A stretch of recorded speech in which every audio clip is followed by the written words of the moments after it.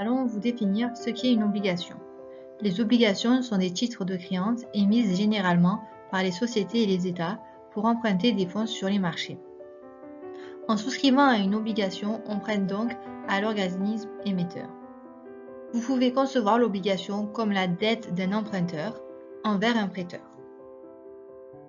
Les obligations indexées sur l'inflation existent depuis longtemps, mais elles se développent sous forme de marchés organisés depuis une trentaine d'années lorsque le Royaume-Uni lance les premières émissions d'un pays industrialisé, les Inflation Linked Gilts, ILG, en 1981. Depuis, elles ont la faveur des gouvernements. La France est le premier pays de la zone euro à en avoir émis en 1998 et des marchés, qui y ont vu, outre un moyen de se couvrir contre l'inflation, une opportunité de diversification pour leur portefeuille, leur prix sur le marché est en moyenne moins sensible au mouvement de taux d'intérêt que celui des obligations nominales. Deux structures d'indexation des émissions indexées sur l'inflation sont utilisées sur le marché.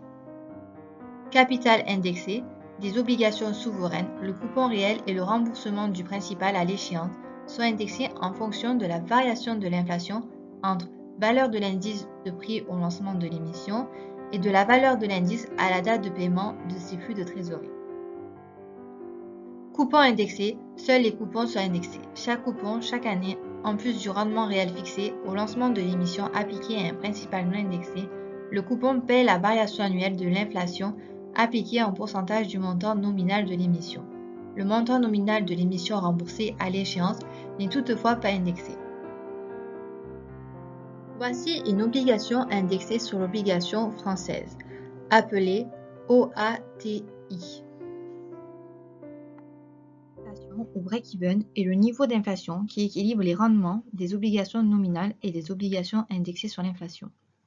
L'économiste Fisher a mis en évidence l'intégration d'anticipation d'inflation dans les taux d'intérêt nominaux à travers sa célèbre équation. Lorsque nous développons l'expression, nous obtenons la forme simplifiée N égale I plus R. Nous pouvons donc conclure que l'inflation est définie comme le rendement nominal d'une obligation moins le rendement réel d'un liquide avec des maturités proches.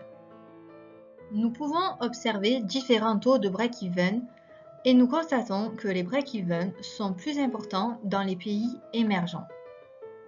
Les différents indices d'inflation sont le CPI, Consumer Price Index, c'est l'indice des prix à la consommation qui varie selon le pays.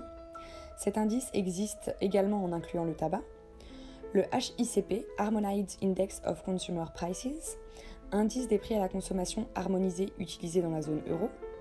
Cet indice existe également en excluant le tabac. Le RPI, Retail Price Index, indice des prix de détail utilisé au Royaume-Uni. Le Danemark et la Suède utilisent leurs CPI locaux. Sur la capture d'écran Bloomberg, nous voyons que les indices du Royaume-Uni, de la zone euro, du Danemark, de la Suède et des États-Unis suivent la même tendance. Maintenant, le marché des obligations indexées sur l'inflation. Tout d'abord, en Espagne, avec les SPGBEI, en France, avec les OATI indexés sur le CPI excluant le tabac et les OATEI indexés sur le HICP excluant le tabac, en Italie avec les BTPEI et les BTPI, en Allemagne avec les Bund. Le Danemark, la Suède et le Royaume-Uni émettent également des obligations indexées sur l'inflation. Intéressons-nous maintenant au marché mondial de l'inflation. En effet, d'autres pays émettent des obligations indexées sur l'inflation. Tout d'abord, les États-Unis avec les TIPS, le Japon avec les Japanese Government Bonds, l'Australie avec les Australian Commonwealth Government Bonds et la Nouvelle-Zélande avec les NZGBI.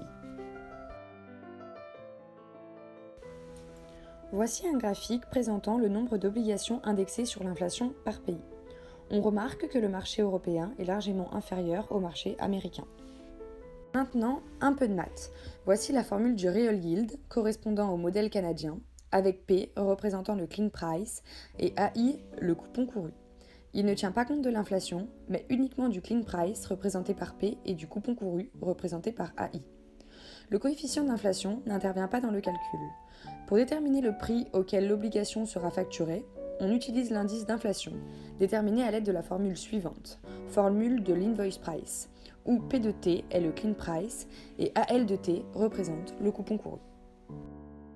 Voici un écran Bloomberg présentant une OATI. On peut observer le rendement réel qui correspond au Real Yield.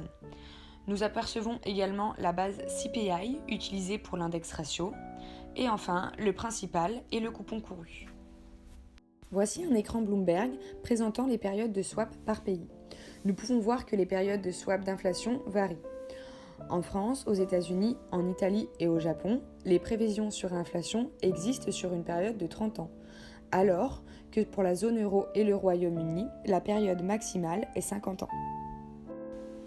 Mélissa et moi espérons vous avoir éclairé